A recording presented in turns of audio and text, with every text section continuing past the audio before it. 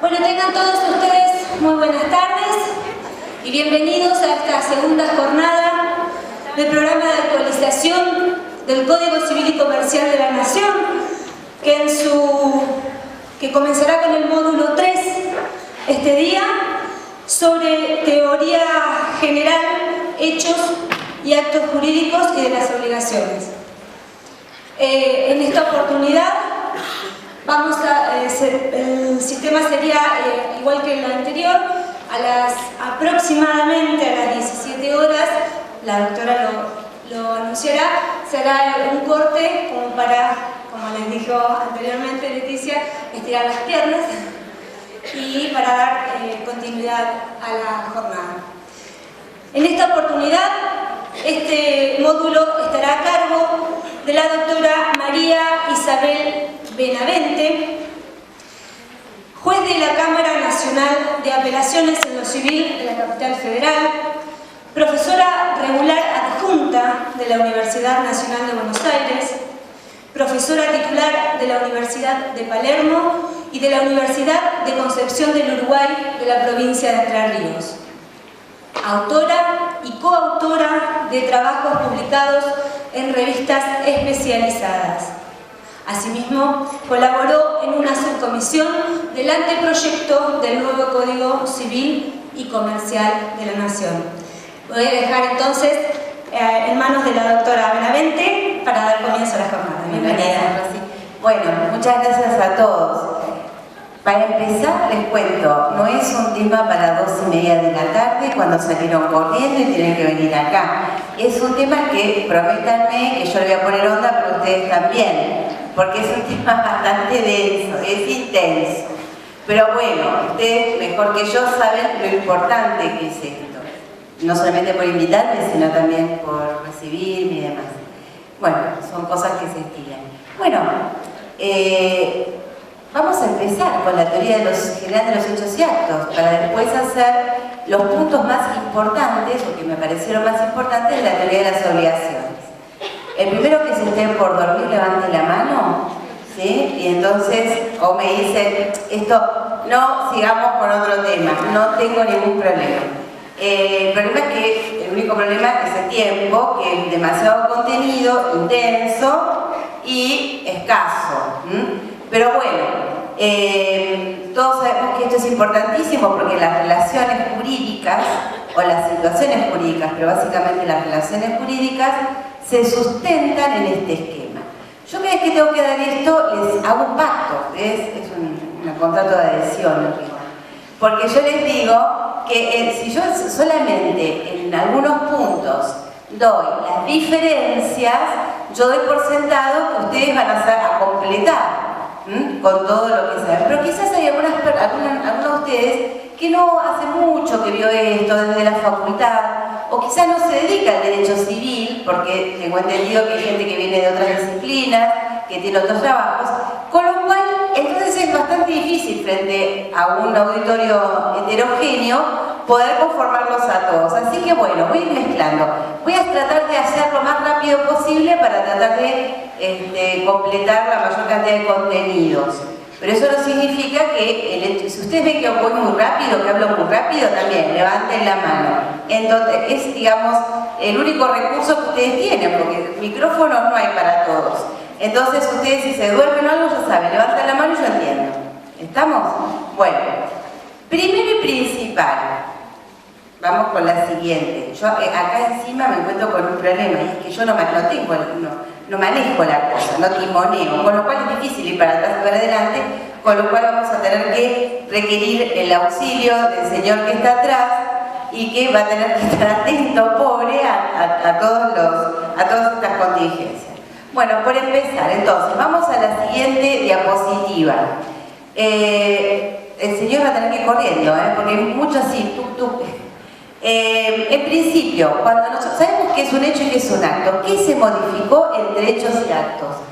Cuando vemos, en rigor, no había una discusión doctrinaria, esto ustedes se lo deben acordar de la facultad, muchos deben decir, ay, ¿se acuerdan? Bueno, en rigor no hay una modificación que la doctrina hubiera reclamado con insistencia, pero sí cuando se dice acontecimientos, que los hechos son, lo que trata esta parte del código, decía Vélez, son los acontecimientos susceptibles de producir, en la reforma se modifica precisamente esta potencialidad, está escrito en potencial, que contenía el artículo, y directamente se trata de un hecho jurídico cuando produce. Vamos a ver, ex post, después que se produjo el efecto, si hubo una modificación que interesa al derecho, estaremos entonces frente a un hecho jurídico.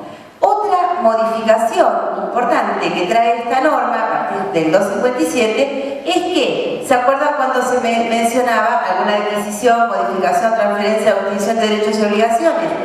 En la reforma directamente se utiliza la palabra modificación o extinción de relaciones o situaciones jurídicas. Por si no se acuerdan, una relación jurídica ¿qué es? Un vínculo entre dos o más personas que es esencialmente dinámico y variable, que está destinado a durar un tiempo, un lapso. Por ejemplo, un contrato, una obligación, siempre está destinado a desaparecer o a cumplir, ya sea por cumplir su fin natural, el objetivo que se propuso, o por algún modo anormal. Entonces, ya sea por caducidad, por resolución, rescisión, por alguna razón ese vínculo está destinado a extinguirse. Y después, situaciones jurídicas. Situaciones jurídicas tenemos un montón de situaciones jurídicas. Pero a diferencia de la relación, la situación es estática. La situación no es dinámica, sino estática y está destinada a durar en el tiempo X indefinidamente. Entonces, solamente se va a modificar cuando exista otro hecho con fuerza jurídica suficiente como para desviar ese curso. Ejemplo, los derechos reales, ejemplo, los derechos de familia, el derecho de familia. Los vínculos que nacen del derecho de familia. Uno nace y es hijo de toda la vida, hasta que se muere uno de los dos, o hasta que el hijo es adoptado por otro, con lo cual acá hay un desvío de la relación padre-hijo que se ubica con relación a otra persona. Y, por ejemplo, en los derechos reales, si yo soy dueño de algo, eso tiende a, o ese vínculo, esa relación, mejor dicho, esa situación jurídica, tiende a mantenerse indefinidamente hasta que yo vendo ese bien, por ejemplo, si es un derecho real de dominio, y entonces emplazo a otro en esa situación. ¿Por qué se sacó derechos y obligaciones? Para dar un contenido más amplio, porque no solamente pueden ser hechos jurídicos, y lo vemos, aquellos que tienen un contenido económico o referido directamente a obligaciones. De esta manera, aun cuando con anterioridad también se abarcaban otros hechos, como los hechos de la naturaleza con incidencia dentro de lo que es la vida jurídica, el mundo jurídico, ahora no quedan dudas. Que entra todo aquello que tenga contenido patrimonial o extrapatrimonial está contemplado dentro de lo que es un hecho jurídico. Los elementos, siguiente por favor. Los elementos siguen siendo los mismos. ¿Cuáles son esos elementos?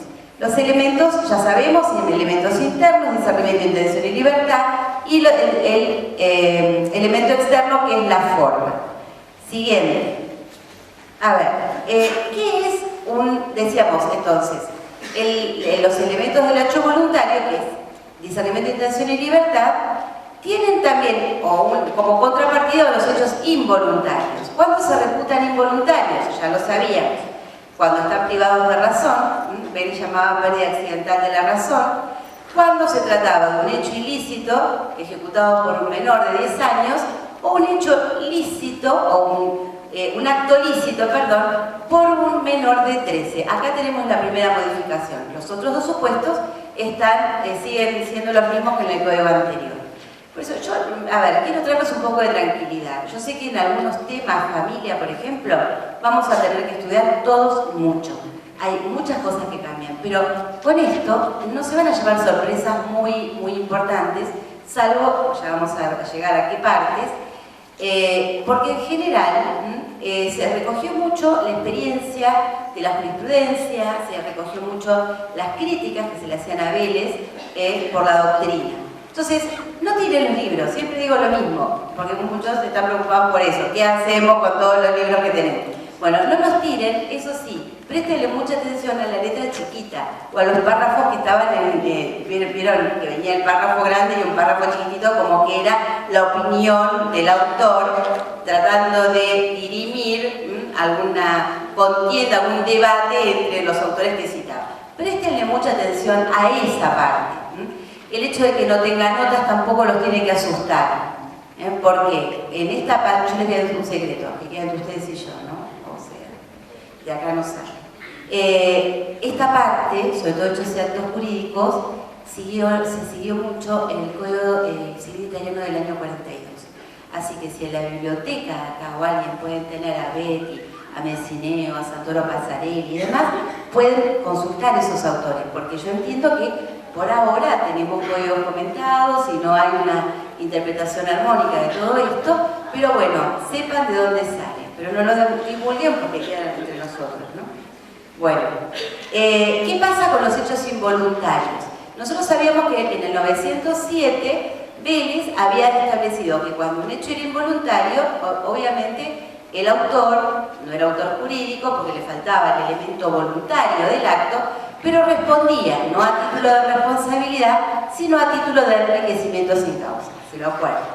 Después, con la 17711, se sumó otro factor más, que era la responsabilidad por equidad. La reforma simplemente establece esta segunda como única fuente de resarcimiento en el caso de los hechos involuntarios. Es decir, el menor que cometió un hecho ilícito, cometió un delito de daño, vamos a suponer, y no tiene 10 años de edad, entonces responderá, o sea, en ese caso responden los padres por responsabilidad directa, pero, indirecta, perdón, pero, o la persona que tiene su alteración de las facultades mentales, o sea, pérdida accidental de la razón, va a responder en razón o en función de la equidad. Bien, siguiente. Bueno, vamos al otro, para ir avanzando. Acto jurídico. ¿En qué se modificó la definición? El siguiente.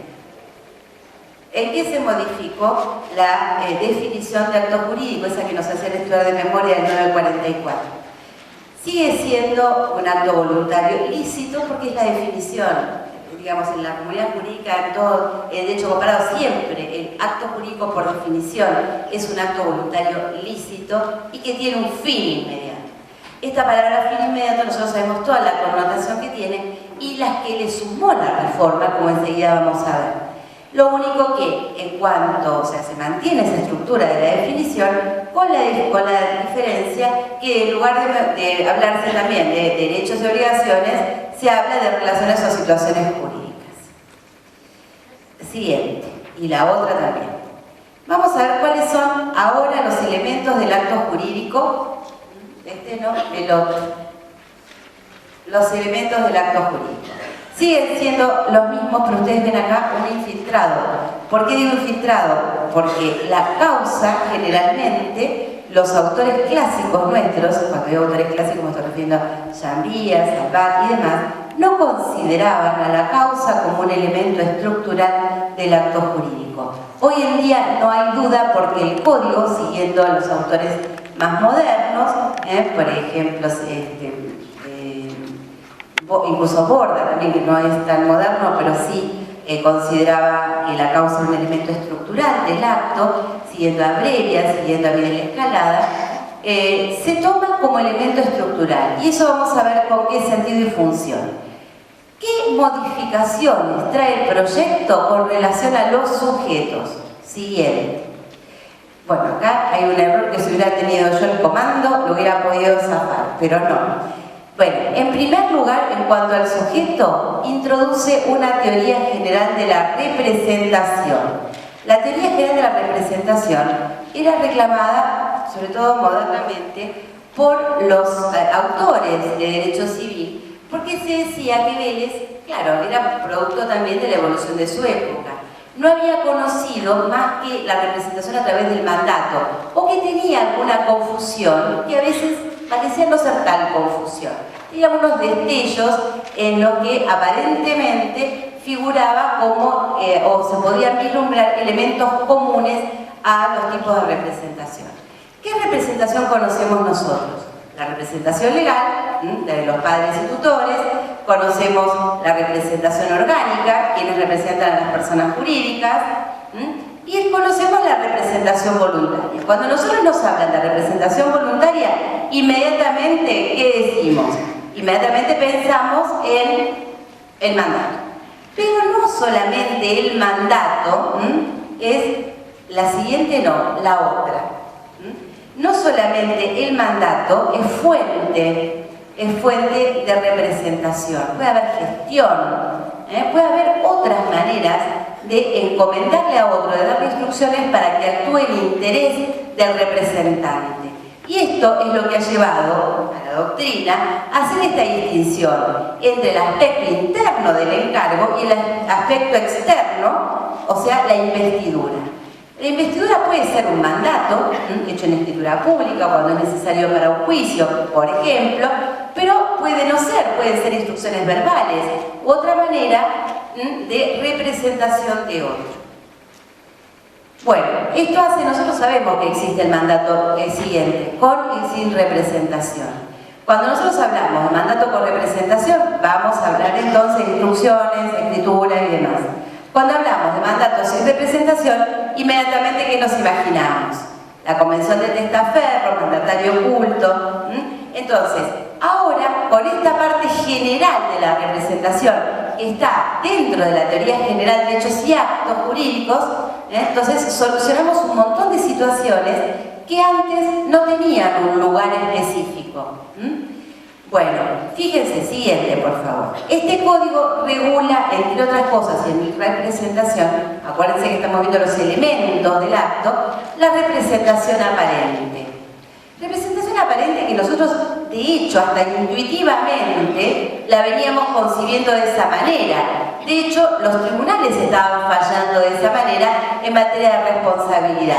Ustedes se acordarán los famosos casos de los camiones de la Serenísima y demás que tenían accidentes que pertenecen a terceros porque son, digamos, actividades que las fábricas tercerizan, pero que, como tienen el logo, tienen que cumplir determinados requisitos, entonces se atribuye la responsabilidad a aquel, aunque no era ni el dueño, no era el dueño de la empresa, aquel que obtenía provecho o que había generado en los demás esta sensación o una apariencia que llevaba al otro a pensar que se estaba actuando en su nombre y representación. Siguiente. Justamente este es el problema y este es el supuesto que regula el artículo 367 del Código actual. Actual digo, pero faltan todavía unos días para que entre en vigencia. Entonces, cuando se deja creer razonablemente que se negocia con el representante no dice nada, entonces se entiende que se ha otorgado tácitamente un poder suficiente para representar. Siguiente. Pero fíjense, nosotros hasta ahora veníamos actuando de una manera en sintonía con esto. Pero ahora no queda duda, porque hay actos que, insisto, hacíamos de manera confiada o refleja. Cuando uno iba a un supermercado, no le iba a preguntar al cajero, a la cajera, ¿vos tenés funciones? ¿A vos te dieron representación para que yo te pague? Cuando viene a traernos la pizza el chico del delivery y nos cobra en el momento, le vamos a preguntar, mostrame a ver qué instrucción que tenés. Y lo hacíamos, y en el convencimiento de que estábamos pagando bien, de que estábamos cumpliendo con otra parte. Y sin embargo no teníamos ninguna norma.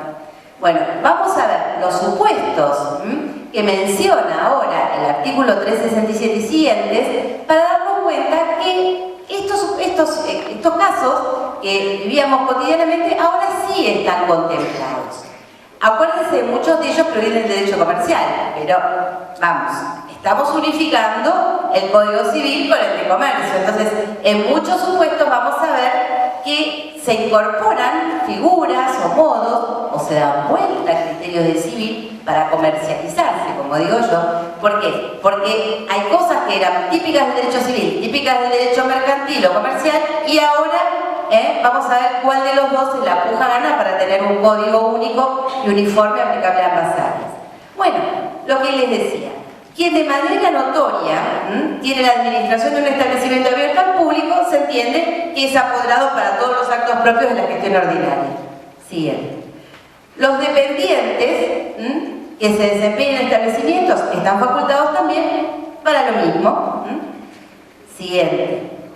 Los dependientes encargados de entregar mercadería fuera del establecimiento también están facultados para percibir el precio y otorgar el recibo. Obvio. Lo que nosotros hasta ahora hacíamos por una cuestión de confianza en el tráfico jurídico, ahora está expresamente plasmado en la norma. No puse en todas las diapositivas el código, obviamente, pero digamos, cuando uno ve esta parte se da cuenta que se depuró del mandato aquellas cosas que servían para distintos tipos de representación. Por ejemplo, quien actúa por otro, la representación de otro, generando en el co-contratante la confianza de que tiene representación suficiente. Nosotros decimos, ¿y si no la tiene, qué pasa? Acudíamos a 1936, ¿se acuerdan? Buscábamos la ratificación. Pero ¿qué pasaba si nosotros teníamos alguna duda? El código resuelve, en este caso, inclusive a los efectos de considerar o de valorar la buena o mala fe de quien contrata con el representante aparente. Y el artículo 374 faculta, ahora no sé si está, sí. El artículo 374 establece que se puede exigir al representante que suscriba, o sea, que me entregue una copia escrita de las instrucciones que recibió, firmada por él. ¿A qué efectos? A los efectos de que yo no pueda después alegar desconocimiento o buena fe, o que me hicieron el cuento del tío. Yo creí que, y entonces con eso directamente vaya y pretenda que el dueño del negocio, o quien yo presumo dueño del negocio, cumpla con lo estipulado. Entonces, esto también es una herramienta que va a permitir que, en rigor, es un derecho que tiene el tercero que contrata y al mismo tiempo un deber. Bueno, nosotros sabemos que cuando alguien actúa por otro sin facultades suficientes, el dueño del negocio, una manera de sanear ese déficit de representación, ¿cuál es? Haciendo una ratificación posterior. ¿Tiene plazo para la ratificación? No tiene plazo. Ustedes habrán visto muchas veces que alguien compra como gestor y se anota en el registro de la propiedad inmueble, por ejemplo, que fulano compró en representación o como gestor, y queda esa inscripción sin aceptar, no hace falta la aceptación, simplemente indefinidamente. Con lo cual eso genera incertidumbre jurídica para aquellos que quieran comprar, porque en definitiva no saben quién si compró, si no compró, si aceptó, si no aceptó. Bueno, en definitiva, el código establece o da una solución para esos supuestos de indefinición. Entonces, tras establecer la ratificación, establece en el artículo 370, por favor, siguiente, que si bien se puede hacer en cualquier tiempo la ratificación, quien tenga interés puede intimar al representado, es decir, a mí me dice Carlito que es representante de Juan, yo le puedo pedir a Juan o intimarlo, y dice el código, en un plazo no inferior a 15 días, que no exceda de 15 días, y para que manifiestes efectivamente el encargo de ese negocio. Y a diferencia de lo que nosotros sabemos, que frente a una intimación uno puede entender que hay una manifestación positiva detrás, el código aquí en este punto se inclina por la postura contraria. Es decir, si el dueño o el presunto dueño del negocio, en el plazo que se le concedió o que el interesado estimó para que conteste si es o no el verdadero dueño del negocio, si no dice nada, se entiende que es negativa la solución es negativa, no se puede imputar como dueño del negocio o como que dio las instrucciones para realizar. Bueno, siguiente. Otra novedad que lo podemos atribuir también en esta parte a los sujetos de los actos jurídicos es, y está dentro también de la parte de representación, es qué pasa con el acto consigo mismo. Ustedes vieron que en otros países, España por ejemplo, tienen la autocontratación y es posible nosotros no teníamos ninguna norma, y esto obviamente forma parte de este cuerpo común de normas de la representación voluntaria, que está en esta parte general. Nosotros no teníamos una norma así. Había alguna que otra norma especial vinculada con que el mandante tiene que poner la misma diligencia a sus propios negocios, que no podrá comprar bienes del mandante, del poderdante o que salvo, ¿se acuerdan de ese supuesto? Salvo cuando el mandante le hubiera encomendado pedir dinero a préstamo, el mandatario le podía prestar a un interés corriente. Entonces pensábamos que ese era el supuesto, que el resto, como principio general, era que el acto consigo mismo estaba absolutamente prohibido.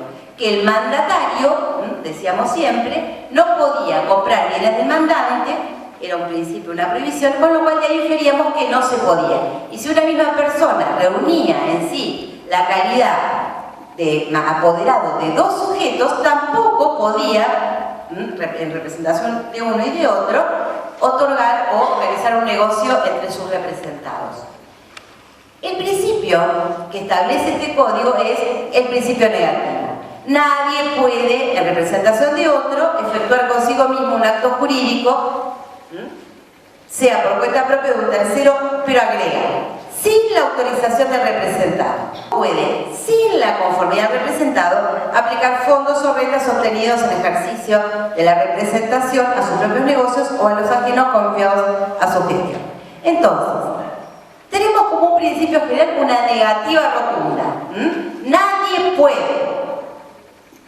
Pero inmediatamente vemos que este principio se desvanece tan pronto observemos que se requiere la conformidad, porque si el representado presta la conformidad no habría problema.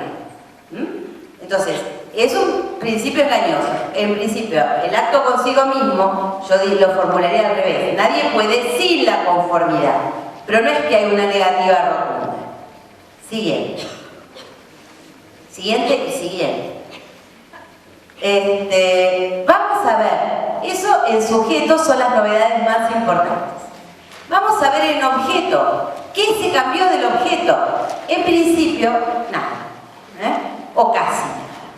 Se mantiene esta manera negativa de definir cuáles son las cosas que no pueden ser objeto de los actos jurídicos. Lo mismo que decía el 953, con una sola modificación.